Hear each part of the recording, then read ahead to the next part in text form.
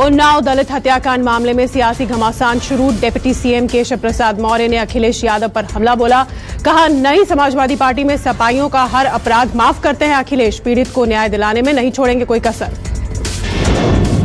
उन्नाव कांड पर BSP supremo Mayawati ने समाजवादी पार्टी पर साधा निशाना। मायावती ने कहा, समाजवादी पार्टी नेता के खेत में दलित युवती का दफनाया हुआ शव बरामद होना बेहद दुखद और गंभीर मामला है। उन्नाव में लापता युवती की बॉडी मिलने के बाद सियासी पारा गर्म है।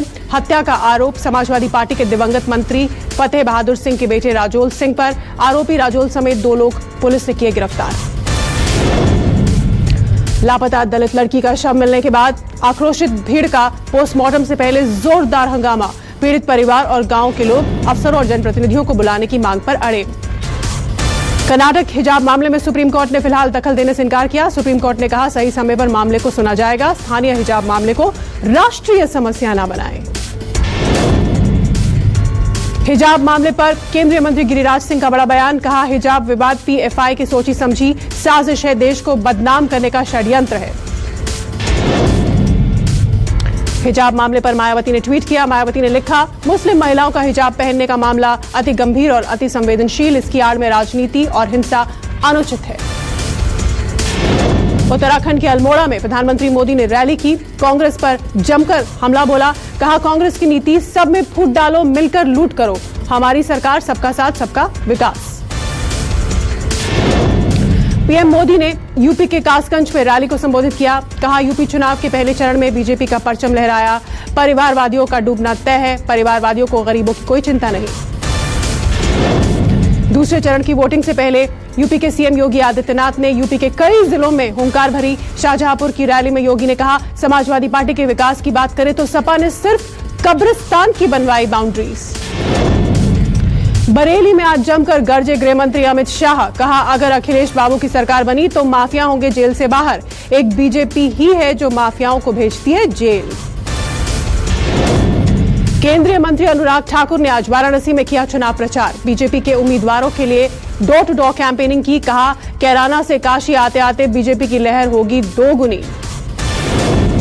अखिलेश यादव ने रामपुर से बीजेपी पर हमला बोला। कहा, नई लोकसभा बनाने वाली बीजेपी बदल सकती है संविधान भी। 10 फरवरी को ही आ गया यूपी चुनाव का नतीजा। प्रियंका गांधी ने यूपी के प्रतापगढ़ में वर्चुअल रैली की। प्रियंका ने पीएम मोदी पर निशाना साधा। कहा, प्रधानमंत्री अपने लिए खरीद रहे 16,000 करोड़ में जहाज, लेकिन अभी तक गन्ना किसानों का भुगतान नहीं किया। पंजाब में नवजोत सिंह सिद्धू के प्रचार के लिए मैदान में उतरी उनकी बेटी राबिया। राबिया ने कहा, जब तक पिता जीत नहीं जाते तब तक नहीं करूंगी शादी। पंजाब के मुख्यमंत्री चन्नी के भतीजे भूपिंदर सिंह हनी को जालंधर कोर्ट से झटका। हनी को कोर्ट ने 14 दिन की न्यायिक हिरासत में भेजा। कुछ दिन पहले ईडी ने पूछताछ के बाद हनी को गिरफ्तार किया था। गोवा में राहुल गांधी का बीजेपी पर हमला। बीजेपी के काम पर सवाल उठाए। कहा, गोवा के लिए पीएम मोदी ने क्या किया? गोवा में बेरोजगारी एक बड़ी समस्या है। गोवा को विकास की जरूरत। राज्यसभा में वित्त मंत्री निर्मला सीतारमण ने बजट चर्चा का जवाब दिया। कहा, यह बजट अर्थव्यवस्था में स्थिरता लाएगा। देश में स्टार्टअप्स के लिए बेहतर सुविधाएं उपलब्ध हैं। कांग्रेस नेता रणदीप सुरजेवाला का केंद्र सरकार पर हमला। ट्वीट कर लिखा, बीजेपी सरकार में चारों तरफ गरीबी की मार है। सरकार पूंजीपतियों का पोषण और गरीबों का शोषण कर रही है। भारत में कोरोना संक्रमण कम हुआ है। एक दिन में 58,000 नए मरीज आए सामने। 657 संक्रमितों की मौत हुई। डेली पॉजिटिविटी रेट 4% से भी कम।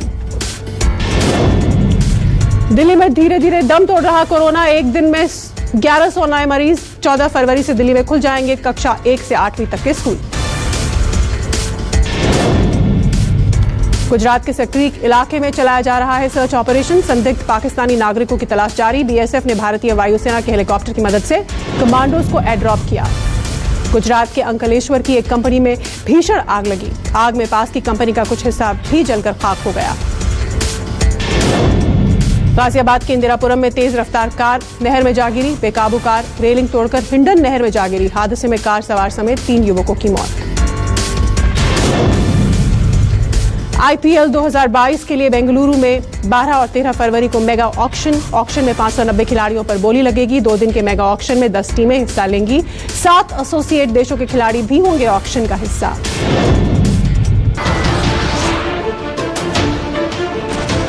नमस्कार, मैं हूं मानक गुप्ता। अगर आपको हमारा ये वीडियो पसंद आया हो तो इसे लाइक और शेयर जरूर करें और हां, हमें सब्सक्राइब और फॉलो करना ना भूलें ताकि आप देश और दुनिया की कोई खबर मिस ना करें। तो जुड़े रहिए हमारे साथ और देखते रहिए न्यूज़ 24।